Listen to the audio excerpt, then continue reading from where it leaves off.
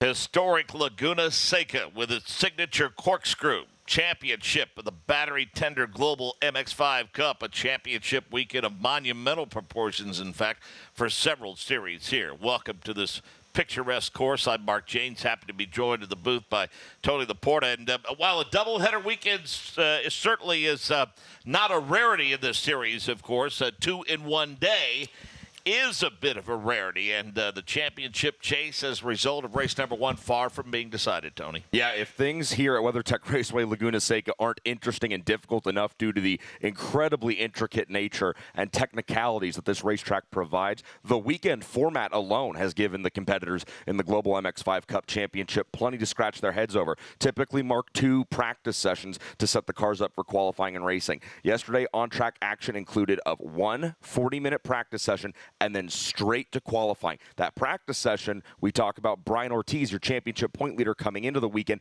missed the entirety of that 40-minute session due to having to swap an engine. He made it out for qualifying, and also our races here this weekend have been shortened by 5 minutes apiece in order to effectively cram everything IndyCar's got on track this weekend on track. So this weekend is interesting for more than a few reasons, and that's just a few more to know. This is effectively the nightcap. So, again, what are some of the points possibilities we can discuss as they stand now getting ready for the season finale? Well, when we talk about the points possibilities, we all thought we had somewhat of a good idea coming into the weekend, or at least coming into today after qualifying, when Celine Roland laid down 2 flyers in qualifying late yesterday afternoon. Of course, qualifying sets the starting grid for both races, so Celine Roland goes out there, gets the pole position for the earlier race today, and then the race we see out on track right now, earning him a bonus point for each one of those races. But then, of course, if you tuned in for the coverage that we had earlier for round 11 this morning, Roland doesn't even make it to the end of lap number 2 after a faulty transmission takes him out of the running. So Brian Ortiz's championship point lead, when it was all said and done, it stretched to 18 points after being 8 points at the start of round 11. Brian Ortiz knows that he must finish first to first win the championship. And then we talked to Celine Roland about an hour and a half ago before he suited up to get into the car. You know, he said, all I can go out there and do is drive my hardest and try to win this race. When I asked him, do you think you can do that? He said, I believe we have the best car in the field, Mo.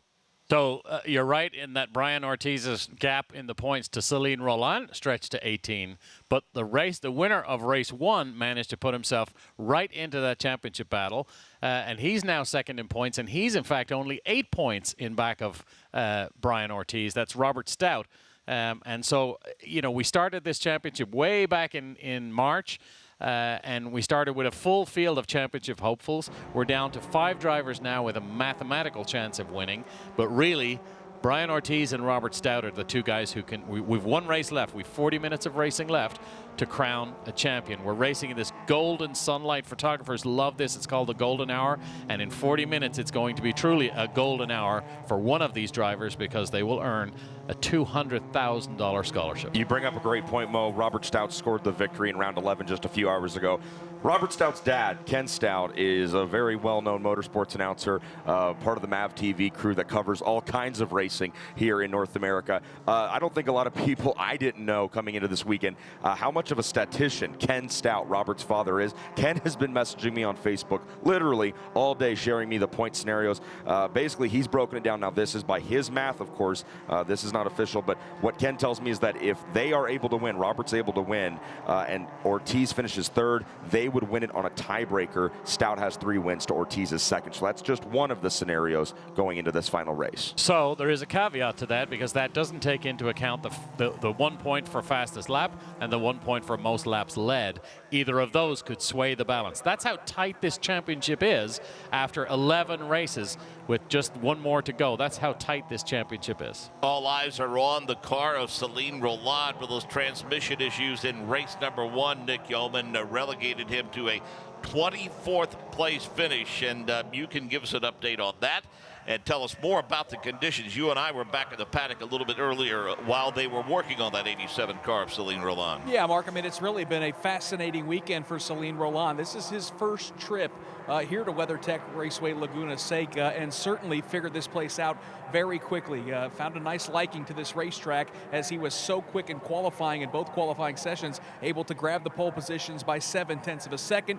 You guys documented the transmission issues. We took a trip back to the Six Sideways pit box and talked to some of their crew members. They said it took about 2 hours to change out that transmission, and the good news for Celine Roland is because it wasn't a full engine change, he does keep that pole position. Now, as for track conditions, I'm with you. I think mornings and late afternoons here in California might be my favorite time of day. Absolutely gorgeous. Temperature continues to drop right around 73, 74 degrees. It's been a full day of track activity, a lot of rubber laid down on the racetrack, but this one's going to be fun, Mark. We're going to buckle in and crown a champion when it's all said and done here at Laguna Seca. Oh, we had a disqualification among the top 10, Gresham Wagner, in fact, and in some way, shape, or form, that could actually benefit Brian Ortiz. It didn't hurt anything. It didn't hurt him. Gresham Wagner finished third in that first race. He had a right height infraction after the tech inspection after the race, was disqualified. Didn't affect Robert Stout's points because he finished ahead of him, but it did affect Brian Ortiz's points by 1 point.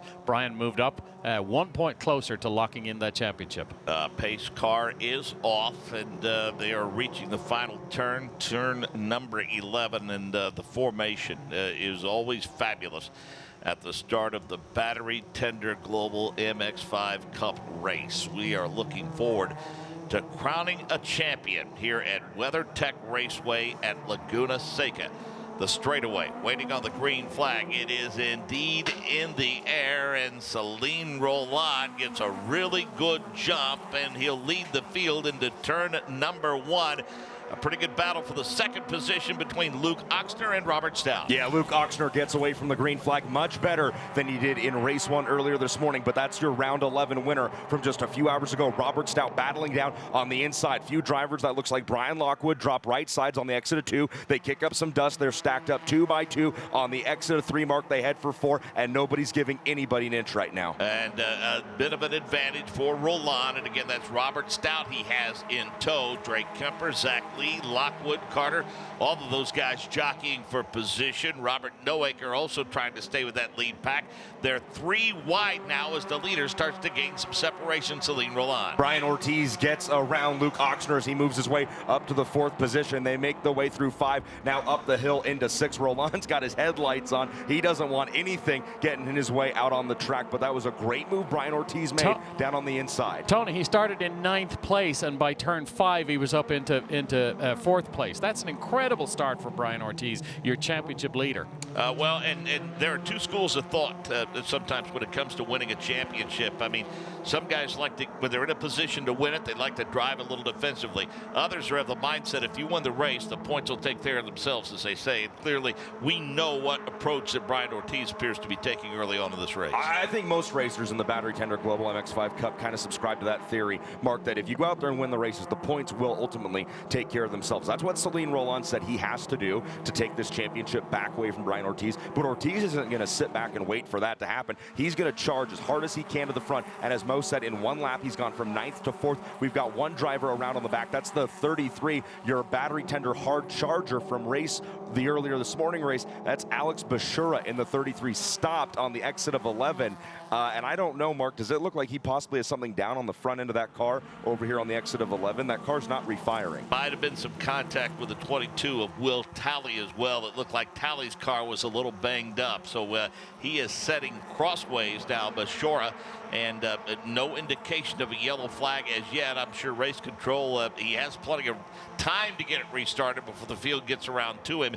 But certainly right now he is sitting right in the racing groove off of that final turn. If he doesn't get it refired soon, I got to think we're going to see a yellow flag. Boy, Nick said it. When the sun sets here in Monterey, California, it just looks fabulous. Celine Roland leads the field out of 5, now back up the hill to 6, a very important corner. And there we see the double yellow flags waving at the starter stand as we are under a full course caution for the stalled car number 33 of Alex Bashura. Yeah, he cannot get it restarted, and so they're going to now all of a sudden the full Convenient. Yeah, the caution flag comes out, and as soon as it does, he gets it restarted and gets it back underway.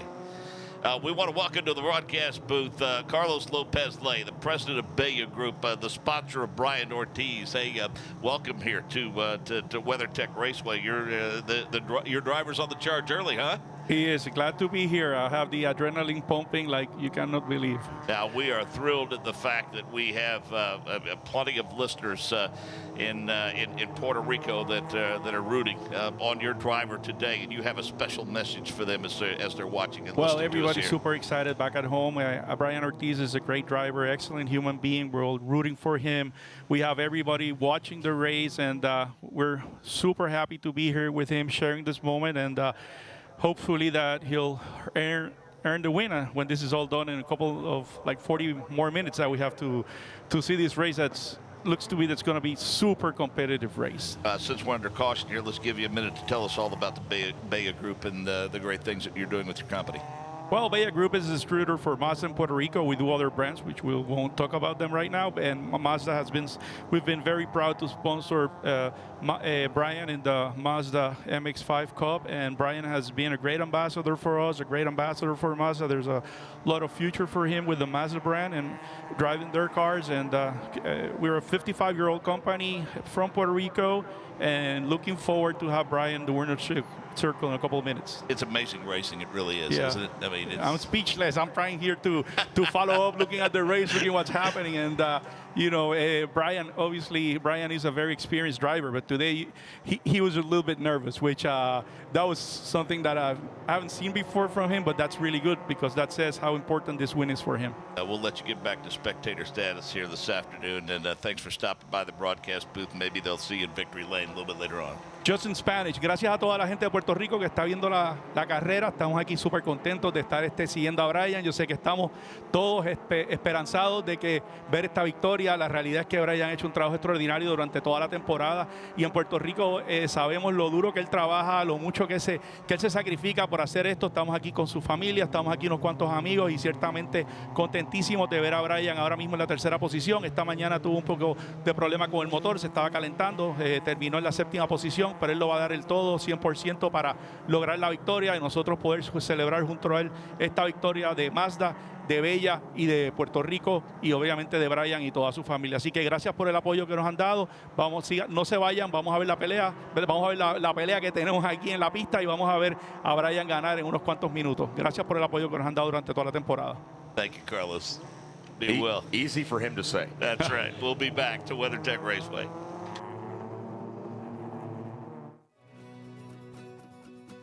It always helps to be prepared with the best. Battery tender jump starters provide high quality and attention to detail. These new jump starters are powered by lithium batteries. The jump starter also functions as a portable power bank for all mobile devices. With front-facing real-time battery power, you know what's left. Don't be left stranded. Start with trust. Start with Battery Tender. So, who's got the ponies? It will be Mazda again, and across the line, it's 3 in a row for Mazda Team Yours.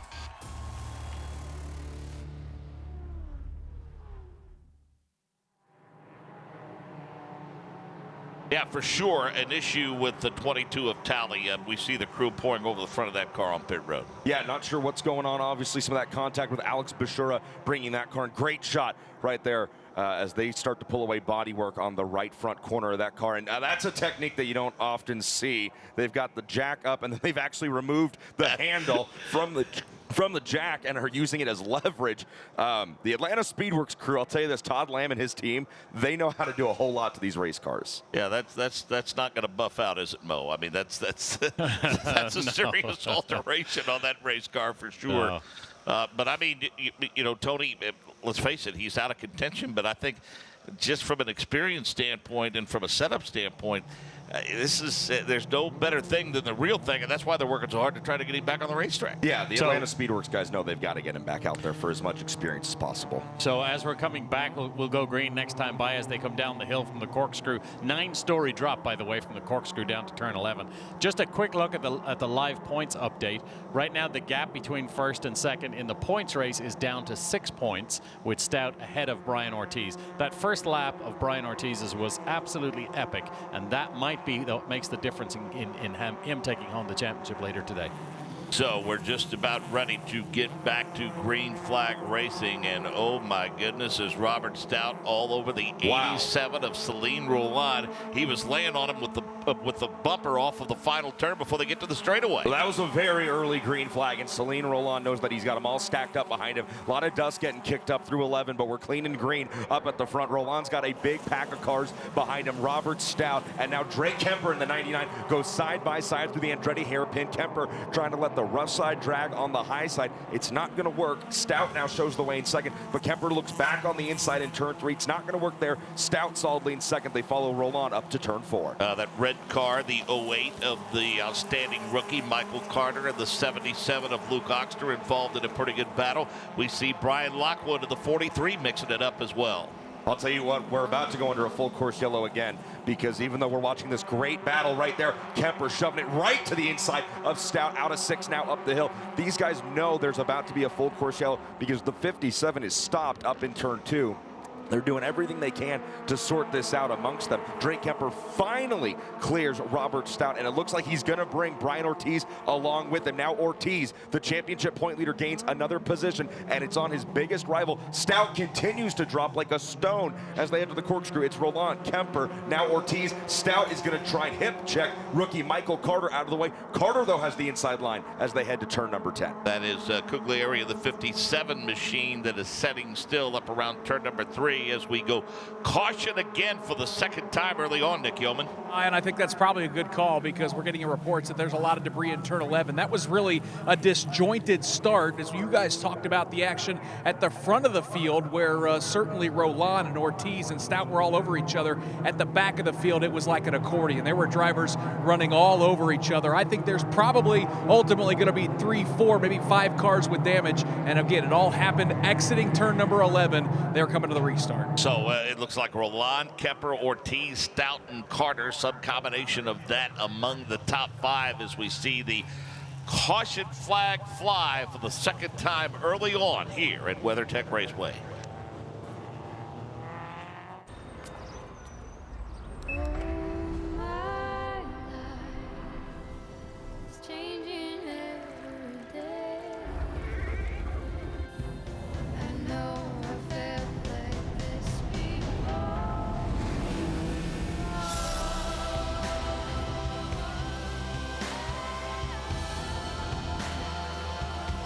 Experience the reimagined Mazda 3.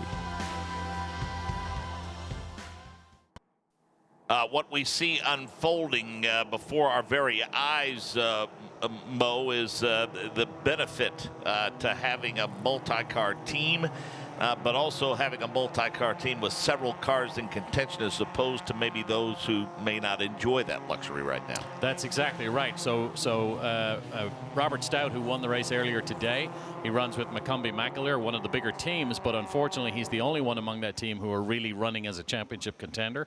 And so effectively he's racing out here all alone. He's a one-car effort in this championship fight. Brian Ortiz, his rival for the championship, has Michael Carter as a teammate, and Michael Carter is certainly a front runner, finished second earlier today, and is certainly willing to get involved and get mixed up in this race. Not in any nefarious way. He's not going to take anybody out of the race, but if he can be in front of Robert Stout, then certainly he can make a difference in the championship. I tell you, we get a look at them, and even though they're under caution, Tony, we have several forms of racing on display, several classes. Actually, we're getting a look at that multi-car incident. The 22 avoidable contact issued a drive-through penalty. That's after they get done beating and banging on it. But it doesn't matter the class of car. It doesn't matter the type of car. Very few portions of a racetrack are any cooler than watching cars navigate that corkscrew. No, absolutely not. And I had the benefit to ride up with Matt Cleary from Sunday Group Management. We checked out IndyCar practice in the corkscrew yesterday afternoon, and it truly is a testament to the guys that built this racetrack. I'm not as versed in the history of the track as I know you guys are, but the incredible thing is this track wasn't designed and built with computers and lasers and all that fancy stuff they do today with. This track was just built with 2 bulldozers, and it truly is incredible. I think Nick Yeoman's down on pit lane with Robert Stout's team owner as he chases a championship here in California. Yeah, and that, of course, is Chad McCumbee. I kind of want to parlay off with the topic the guys were just talking about. Robert's kind of in his own there at the end of this race with a lot of team cars, battling for other organizations. You guys are kind of flying solo here. Yeah, well, in this series, it all comes down to the single man. There's a lot of friendships on the racetrack, and sometimes teammates work together. But to be honest with you, when it comes down to the end, they're going to go with whoever they think is going to help them the most. So Robert's done an awesome job all day today, and hopefully we can finish this out. Yeah, how impressed were you with the race win a little bit earlier this morning? It was awesome.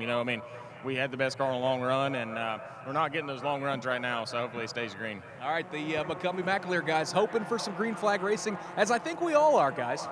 Guy's been around motorsports a long time.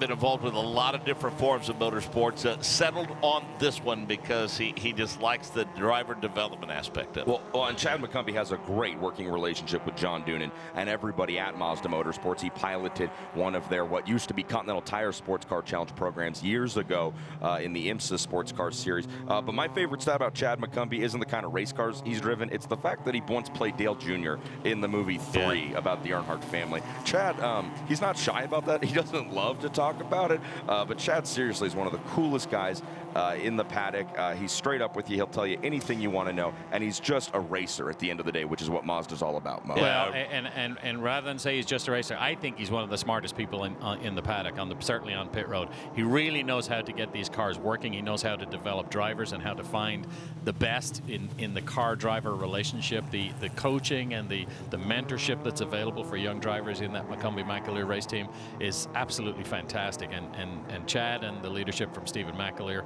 absolutely fantastic team. They've been a great addition to the series. But you said I was one of the smartest guys on pit lane in the series. What happened to that? I would hope he would have his bar set a little higher than that. But anyway, one of the things about Chad McCumbee that I found interesting way back at Barber Motorsports Park when we talked, in terms of driver development, Tony, I said, well, which do you prefer?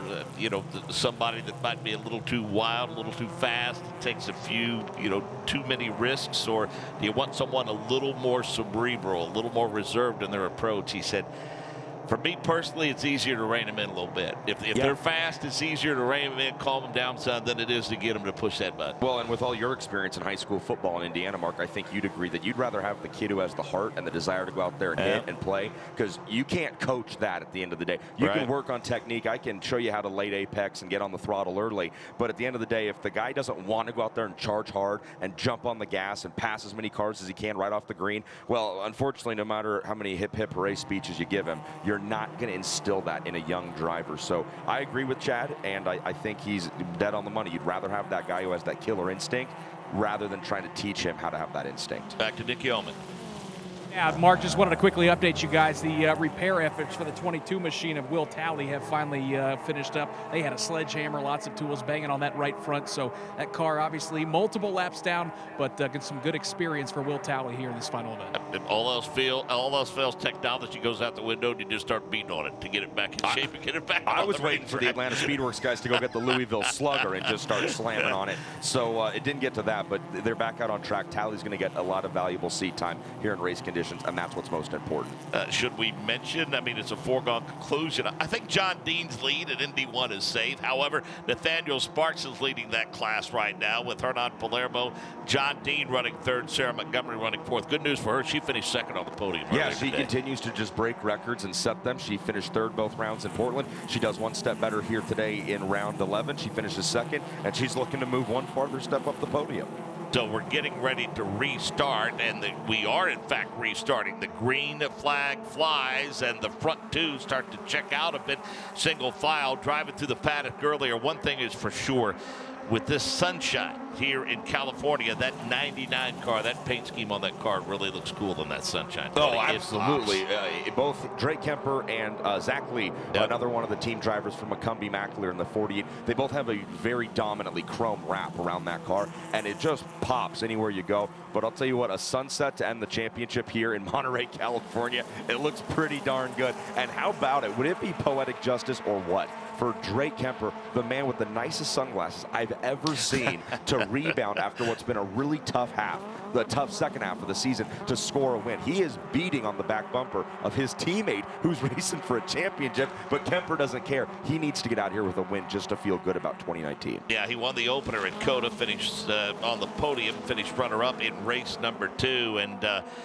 then he followed it up with a podium finish in one of the races at Barber Motorsports Park. But a pretty good first half of the season for Drake Kemper, Bo. But as Tony and I discussed in the first half of this doubleheader earlier today, the second half of the season has been a bit of a struggle for him. It has, and that car has an interesting story. He's driving an ND2 car. We've talked earlier about the difference between ND1 and ND2. The ND1 cars are the 16, 17, and 18 model year MX-5s with 155 horsepower. The ND2 cars are 19 model year cars with 181 horsepower, so 26 more horsepower. The car Drake is driving and now he has actually put it into the lead of the race, is a car he won in a raffle put on by a charity organization who this series have sort of adopted, called Lemons of Love. It's a great charity. They put together care packages for patients and families undergoing chemotherapy. They raise funds every year by raffling an MX-5 Cup car. Drake won this car a few years ago. This was an ND1 car. He converted it to ND2 spec for this year and won a round at the opening race at COTA. Had that slump mid-season and now is running at the front of this, the last round of the year. Gresham Wagner looking for a bounce back. Tony Laporta, he was in the top 10 in race number 1. Post-race inspection revealed a ride height violation, which tumbled him to the bottom of the standings. He just set fast lap. Yeah, he's looking great right now, but Drake Kemper is the driver that just went to the front of the field. And who did he bring with him? It's another 3-position swing as Brian Ortiz rode right along the back bumper of Celine Roland's teammate. Drake Kemper goes to the front. Ortiz hooks right up to the back bumper, goes along with him, and Roland falls to 3rd. Robert Stout sits in that 4th position. Michael Carter, Rookie of the Year leader, rounds out the top 5 now. And a quick live points update. Well, I'm not going to give you that now because the positions are changing as we speak. But climbing up the hill there, a quick live points update would have had Ortiz in front and Roland and Robert Stout tied for 2nd. Obviously, too early cautions disjoint things a little bit in terms of the flow. But look at what it's provided. I mean, it has kept that front pack pretty well bunched up together.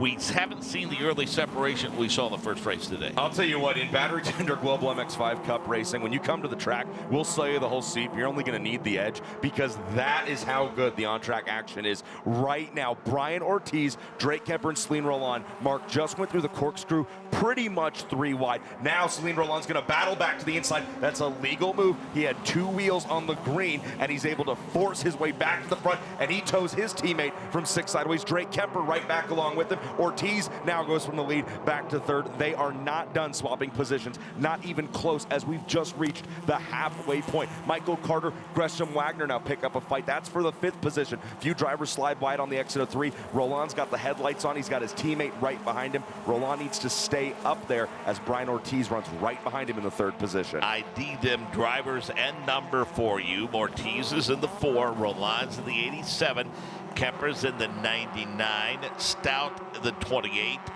Michael Carter in the 08, Gresham Wagner in the 5, and Robert Nowaker in the 13. That way you can match up the numbers with the drivers as we're describing.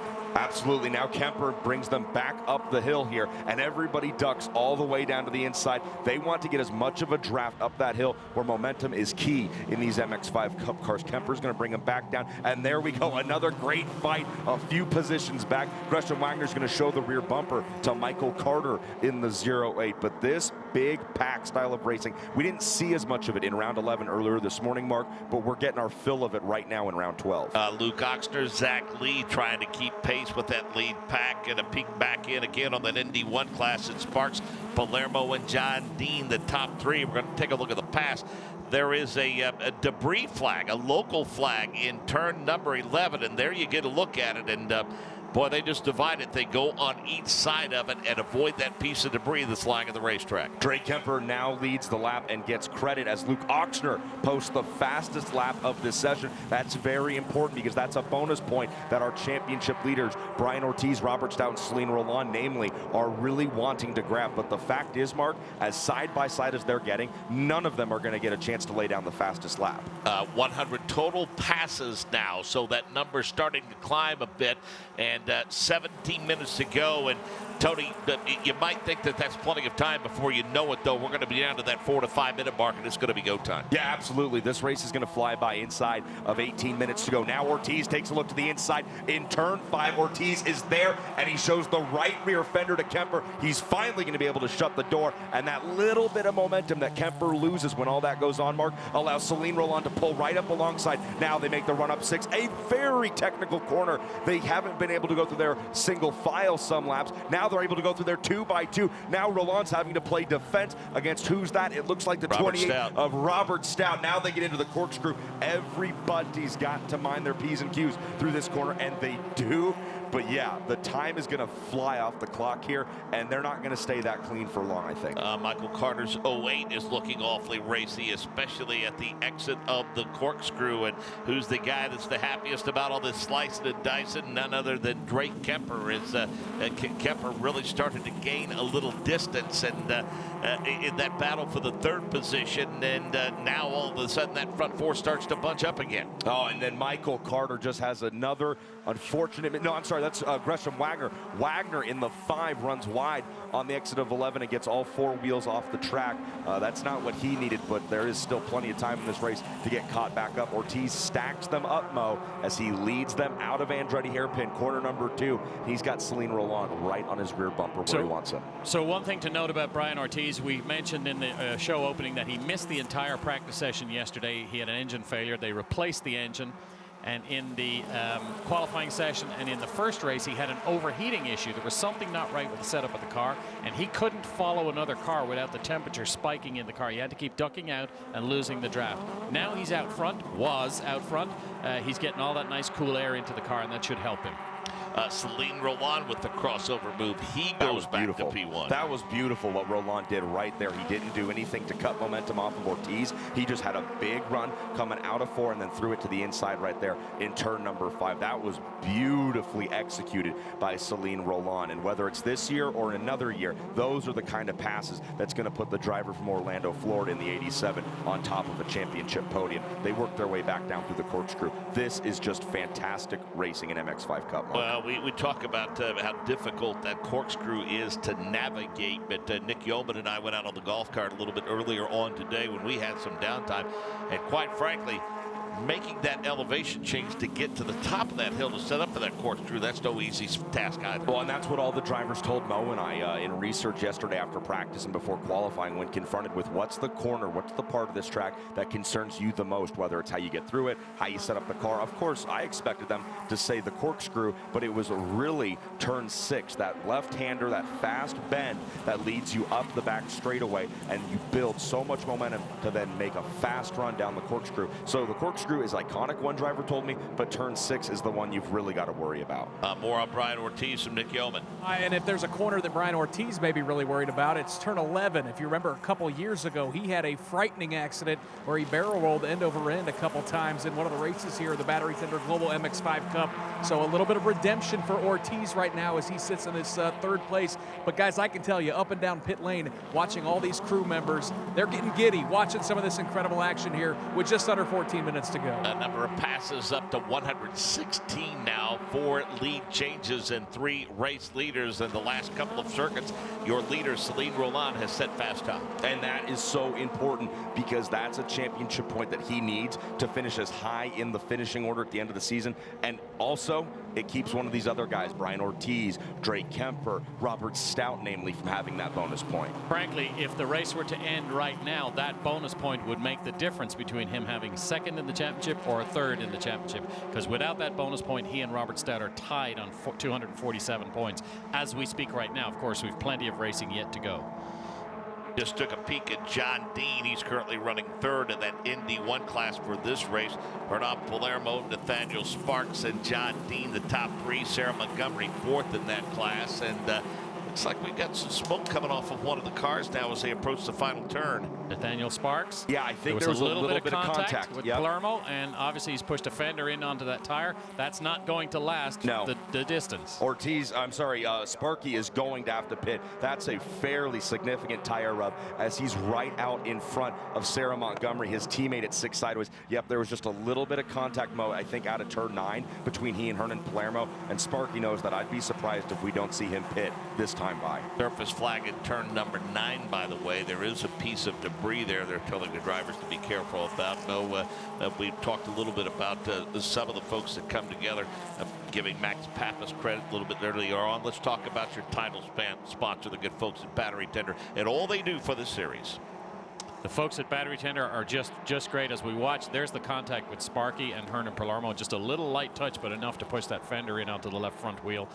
Battery Tender, great company. They make a great line of battery care products and other car care products, and came into this series several years ago as the title sponsor, and they've been more than a sponsor. They've been fantastic addition to the whole series. Mike Prelick, who owns the company, is a great enthusiast. So much so he went out and bought one of these cars and has it wrapped in Battery Tender livery, just so we can have guest drivers in the race. And today there's a journalist by the name of Jaime Gabaldoni driving the car. He's actually in the process of making a 3-episode special for Univision, for Spanish language TV, and part of his journey to become a race car driver is racing in this series, and he's doing so courtesy of Battery Tender and what they do for the series. But not only do they title sponsor the series and provide prize funds, etc. They also offer up something that's really unique in that they have the Battery Tender Hard Charger Award. So it's offered to the driver and the crew chief of the car that passes the most other cars during the race. So if you start at the back because you had a bad qualifying and work your way through the field and pass a lot of cars, the driver gets a $1,000 check. But also, and this is important, the crew chief for that car. These crew chiefs and the mechanics and the crews who work on these cars, they don't get a lot of attention. They don't get a lot of glory, yet they work harder than anybody. And so it's great that Battery Tender recognizes the crew chiefs and gives the crew chief of the Battery Tender Hard Charger Award winning car also gets a check for $1,000. Race Control took a look at an incident between the 4 of Ortiz and the 99 of Kemper. That happened in turn number 8 on the last lap. No action was taken. Wouldn't it be fascinating, really, from a story standpoint, despite who wins the championship? If Drake Kemper, it's not out of the question that he gets to victory lane to start and end the season with the very first race of the year, with the very last race of the year. That'd be quite a story. Absolutely, and it'd be a story that he'd like to hear because he absolutely has not had the 2019 that anybody would want, as we are now inside of 10 minutes to go in the final round of the 2019 Battery Tender Global MX-5 Cup. And Mark, you talk about Drake Kemper. What would it be like to score the win at the opening round in COTA and then to get done with a victory here in round 12 at WeatherTech Raceway, Laguna Seca? It just makes you think back and look over the last couple of months of racing, and it's just been phenomenal, and that's because of the hard work of the folks at Anderson Promotions who have put on this series now for the last 3 seasons, and then with that, the partnership with IndyCar, who sanctions, officiates, and provides the safety for this series. It's just been another phenomenal year of Global MX-5 Cup racing. Stacking up a bit behind Luke Oxner. That's the battle for 9th on back. Oxner is in the 77 car. He's 8th. Lockwood is 9th. Peter Inzer is 10th.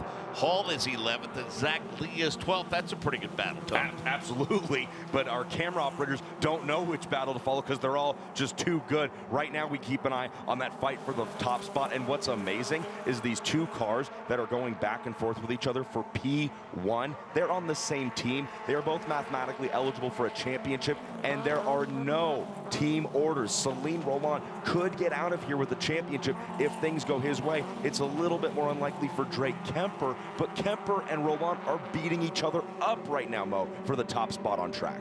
And you mentioned the cameramen following these races, and this has to be said because I'm watching these beautiful pictures from this racetrack. We started the season in Coda outside of Austin. Fantastic racetrack. We went to Barber Motorsports Park, a manicured garden of a racetrack. We go to Road America, America's Motorsports National Park. We went to Mid-Ohio. We were in Portland. And we finished the season under a setting sun at WeatherTech Raceway Laguna Seca, a fantastic racetrack at any time of the year. But with this sunset, with the beautiful golden light, it's a photographer's dream to see these cars racing in these conditions. It's absolutely beautiful, and it's part of the benefit of sanctioning with IndyCar that we go to these iconic racetracks, and we're a part of this major motorsports calendar that goes around to the best racetracks in the country. What a great way for young drivers to learn their craft. Brian Ortiz steps out of line, and it looks like he's going to force his way to second place, and I believe that's Robert Stout, the 28 he's taking with him. Yeah, he's trying to, but Drake Kemper got on the brake pedal so late on the entry to turn number 2. Unfortunately, though, you spend so much time with the wheel cocked to the left, rolling through the Andretti hairpin, that no matter how hard he tried to outbrake Brian Ortiz, and he made a valiant effort at it, Mark Ortiz finally benefited from that long left-hander that makes up turn number 2. So that puts Ortiz now up to second as he'll set his sights on the number 87 of Celine Roland, who comes into the weekend with 4 victories. He won around at every single track we visited, with the exception of Mid-Ohio Sports Car Course back in late July. But boy, Kemper did not give up that second spot easily. He tried everything he could, and I feel like we're watching a movie right now. This looks so cool as they come out of 5 and up the hill to 6. And especially with a car that's running about 9th or 10th, behind him, the long camera shot gets off course, and then all of a sudden that smoke and that dirt and that dust comes up behind him. That provides a fascinating view for those of you watching at home, for sure. The field makes their way through the corkscrew, and Mo, they're just dancing out there right now. Yeah, so a quick update on the points. We've seen that Celine Roland set the fastest lap, and we haven't seen that updated, so he would get 1 point for that. We don't have the final word on this, but my guess is, so far this race, Celine Roland has led the most laps. He spent the most time out front, so that would earn him another championship point. And that, if race was to finish right now, that will be a very important championship point. Brian Ortiz, if he should finish in second place where he is now, he'll have both hands on that championship. But the race between championship race between Robert Stout and Celine Roland is going to get very interesting as this race winds down. We're 5 minutes from the end here. 9/10 of a second, the margin of victory. That's an eternity based upon what we've seen in other places. And again, the start a bit disjointed because we had back-to-back cautions on the start and the restart, and a pretty competitive racing among the front runners for a number of laps. And Tony, we watched that battle. Ortiz, Kemper, Stout, Carter, Noaker, sliced and diced, moving back and forth. And what that did, that allowed your leader, Celine Roland, to open up a 7/10 of a second lead. Yeah, this is a really big lead right now for Celine Roland. As you can see, the gap right there coming up out of 5. They make their run up the back straightaway, the hill to 6. Celine Roland's got a nice gap right now as he leads the field. And yes, it's been due to all that slicing and dicing, the side-by-side racing that's allowed these guys to see Roland check away from the rest of the field. So yeah, Roland feels good. He looks good right now, but the fact is there's still 5 minutes to go. Anything can happen, and this pack can definitely reel in. How about Sarah Montgomery? I tell you, she got accustomed to those podiums in Portland. She jumped up a spot in the earlier race today, and now, after riding around the 4th place for most of this second race, she's now moved back into podium contention. John Dean is P1, Palermo is 2nd, and Montgomery is 3rd, and then ND1 class. Yes, Sarah Montgomery has gotten very accustomed to finishing on the podium. There's a good shot right there of John Dean dropping the right side BFGs out of turn number 9, making his way through 10, now setting up for 11, and he does have a full field of ND1s right behind him. Palermo in 2nd, Montgomery in 3rd. They make their way now to complete another lap. So a point of clarification, with that ND1 championship, will John Dean have to move up to ND2, or can he put another driver, can he use that money that he wins for winning that ND1 championship to move another driver up to ND2? Mark James, you should be in driver management.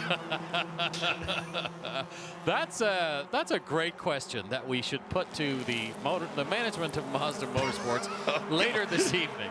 I didn't want to open up a can, but I figure if anyone knew the answer to that, it would be you. Actually, to be honest with you, there is a precedent for that. When we launched the ND, the ND, what was originally the ND1 car, the 2nd gen, or the 4th gen MX-5 Cup car, John had won the championship, and we didn't want him to graduate away from the championship because his team is so important. Six Sideways is so important as a breeding ground for talent in this series. So we made a concession in that year and provided him some cars and allowed him to stay in the series in lieu of that championship fund. Indy 1 pays $100,000 this year.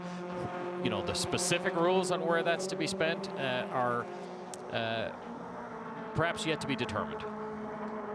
So the 48 has retired because of a mechanical issue. That's Zach Lee, and he was running among the top 10 earlier in the race. And I'll tell you, if I'm Brian Ortiz right now, Tony Laporta, I'm a little worried because Drake Kemper is coming, and that's a championship contender that he is running all over off turn number 11. Yeah, totally. Celine Roland has the lead right now, but if he looks in his mirror, that number 4 from Copeland Motorsports is getting bigger and bigger, and he's got support in the form of drafting from Drake Kemper. And Chad McCumbee told Nick earlier in the race, and I think he was dead on, and he was honest when he said that these guys are not going to worry about teammates. They're going to go with whoever is working. And Kemper just walked around the outside of Brian Ortiz. That's not a move you're going to see very often at all, and it's because Kemper, you could see the brake rotors glowing when he got on the brakes heading into turn 2, Mark. That was a huge move right there, and he's able to steal second away from Brian Ortiz as the plot thickens here coming to the white flag. Second, third, fourth, and fifth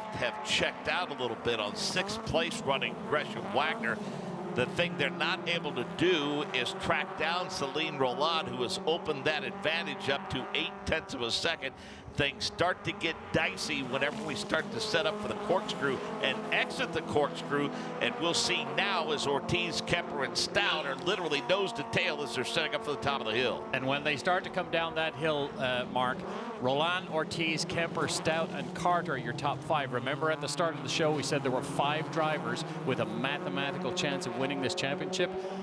Lo and behold, it's those 5. That's the great thing about this series is there are very few outlier results. Anybody can win from anywhere in the field, and the championship caliber drivers go to the top every time. And these top 5 are indeed the top 5 championship contenders. Were it not for the DQ post-race of Gresham Wagner, Celine Roland would have finished dead last in race number 1. Now he sees the white flag, and he has about 10 more turns to negotiate to get to victory lane in race number 2 here over the course of the season. Kemper, Roland, your winners at Coda. At Barber, it was Celine Roland and Brian Ortiz. It was Roland and Noaker at Road America. At Mid-Ohio, Robert Stout and Robert Noaker. Then Brian Ortiz and Celine Roland at Portland. And Robert Stout was the winner in race number 1 2 days earlier. Celine Roland has opened that advantage up to 1.2 seconds as they clear that Firestone Bridge.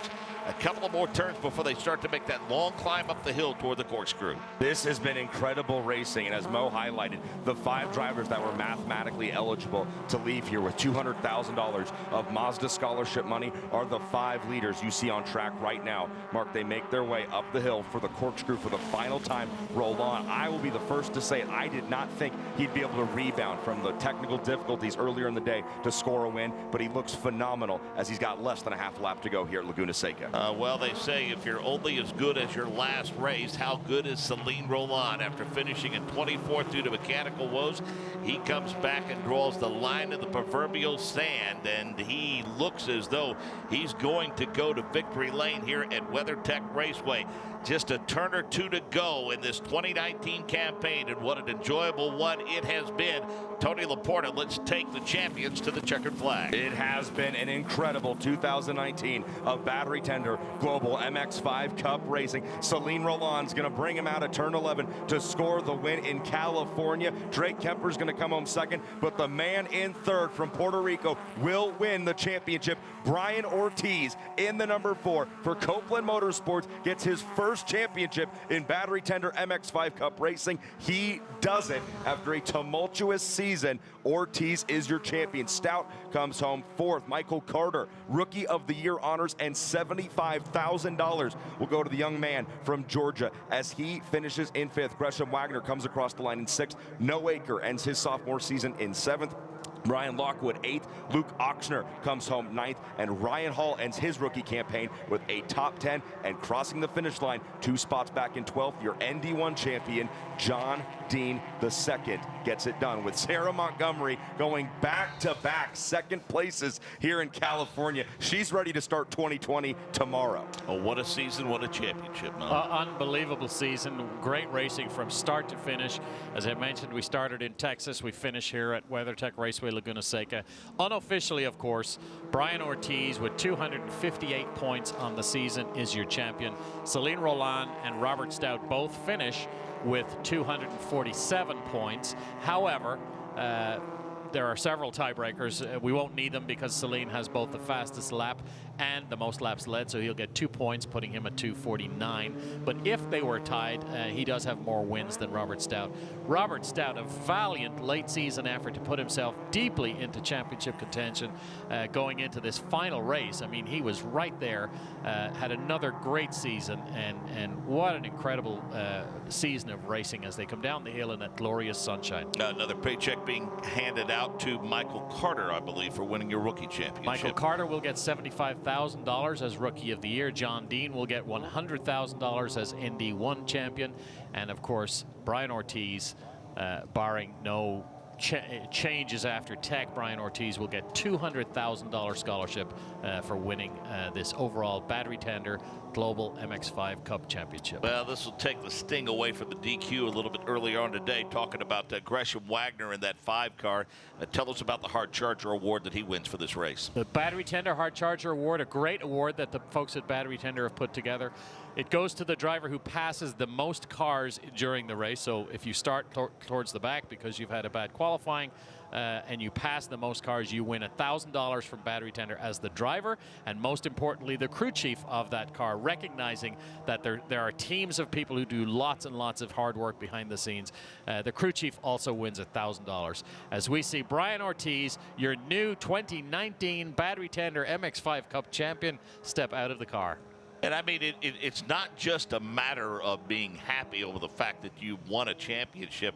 I think this is one of those series that when you win the championship, this allows you to continue on the path and the dream of getting to some of the highest levels of motorsports. Mo. That's Brian's dad there with him. He's traveled to many of the races. Brian has been racing for a long time, and for him to share this with his family, with the Copeland folks there, his dad, the folks from Bea Motorsports who we heard from earlier, Carlos and his team, it's a fantastic accomplishment for Brian. You know, we talk about the depth and the talent of the field and the NTT IndyCar Series and how very tough it is to win there. I mean, you look at the unofficial results now, and Nick Yeoman, I tell you what, he beat some awfully good race car drivers, some awfully talented young drivers to get this championship. What a celebration here in Victory Lane at Laguna Seca. Brian Ortiz, congratulations. You are the ND2 champion for 2019 in MX-5.